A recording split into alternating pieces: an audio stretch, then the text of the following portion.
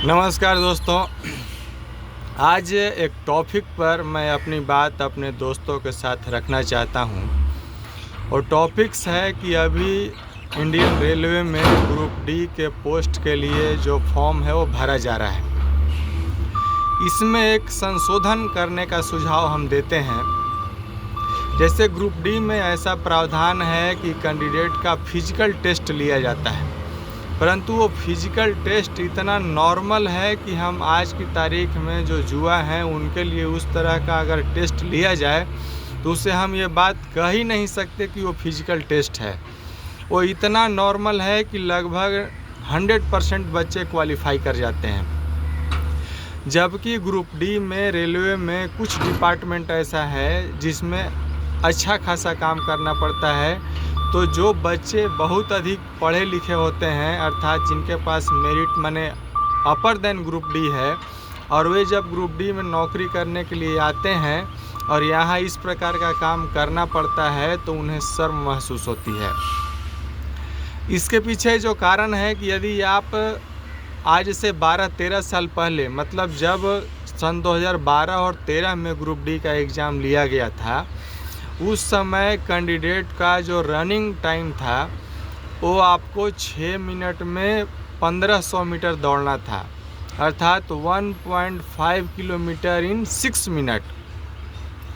तो वो टफ एक प्रकार का टेस्ट था और जिसमें मैं भी डिस्क्वालीफाई हुआ हूँ।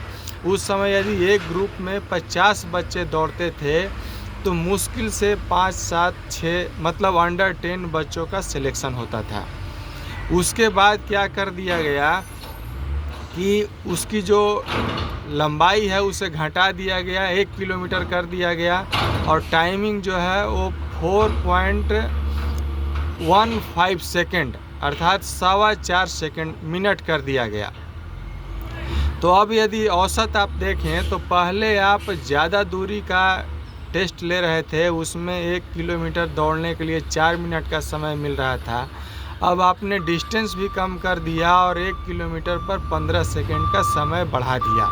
तो ये 15 सेकेंड ही बहुत मायने रखता है और इसके कारण ऐसा हो रहा है कि जो भी बच्चे हैं वो डिस्क्वालीफाई नहीं होते हैं, सब के सब सेलेक्ट होते हैं। अब इसमें सबसे बड़ा रीज़न क्या है कि जब सभी बच्चे फिजिकल में पास कर जाते हैं तो जो मेरिट जो बन रहा है वो बहुत अच्छे मार्क्स वाले बच्चों का बन रहा है, जो अच्छे स्किलों में पढ़े हैं, उनके पास क्वालिफ़िकेशन अच्छी है, हर प्रकार का स्किल जो है वो अच्छा है। तो जब उस प्रकार के क्वालिफाइड और स्किल्ड बच्चे जब ग्रुप डी में आ रहे हैं तो काम करने में शर्म महसूस करते हैं, यहाँ तक कि वो अपना यूनिफॉर्म पहनकर सोशल मीडिया पर पोस्ट करने में भी शर्म करते हैं कि हम इस प्रकार का यूनिफॉर्म में ये काम करते हैं। तो हम मतलब ये सुझाव देते हैं कि फिजिकल टेस्ट जो सन 2012 में 13 में लिया जाता था उसी प्रकार का टेस्ट को फिर पुनः लागू किया जाए, ताकि जो रियल बच्चे हैं जो ग्रुप डी के लायक उनका फैमिली बैकग्राउंड है, यदि उनके बच्चों की नौकरी ग्रुप डी में हो जाती है तो उनका फैमिली खुश हो जाएगा, बच्चे भी खुश हो जाएंगे। उसी प्रकार के बच्चे ग्रुप डी में काम करने के लिए आएँ। अब इसमें आज ये देखिए कि जो बच्चा अच्छा खासा क्वालिफाइड है वो बाद में अच्छी नौकरी भी कर सकता है अपना तैयारी को कंटिन्यू करके।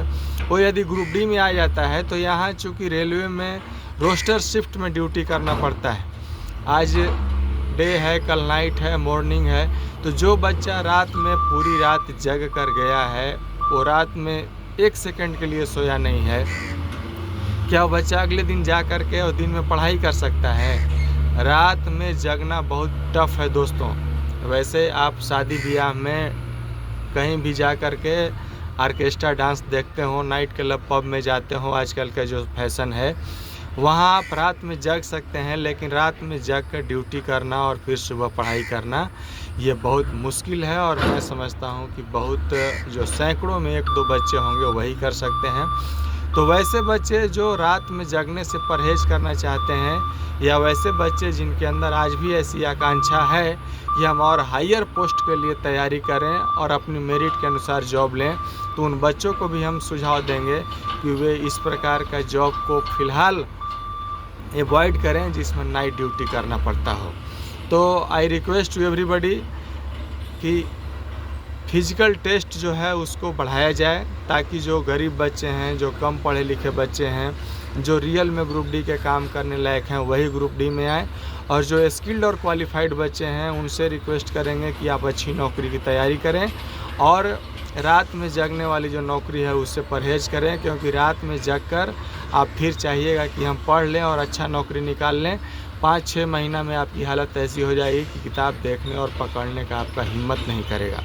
आपका किताब से ही एलर्जी हो जाएगा, पढ़ाई से एलर्जी हो जाएगा, यहाँ तक कि आप अपने लाइफ से भी स्वयं ऐसा महसूस करने लगे कि हमने बहुत भारी गलती कर दी इस प्रकार की नौकरी करके। तो ये आपको पहले मैं सुझाव के रूप में या इन्फॉर्मेशन के रूप में आप तक पहुंचाना चाहता था कि ग्रुप डी की नौकरी में या किसी भी रेलवे की जो 98% जॉब है उसमें आपको नाइट ड्यूटी करना पड़ेगा। इन सब बातों को आप बारीकी से समझें, उसके बाद ही रेलवे में आने का डिसीजन लें। धन्यवाद। जय हिंद।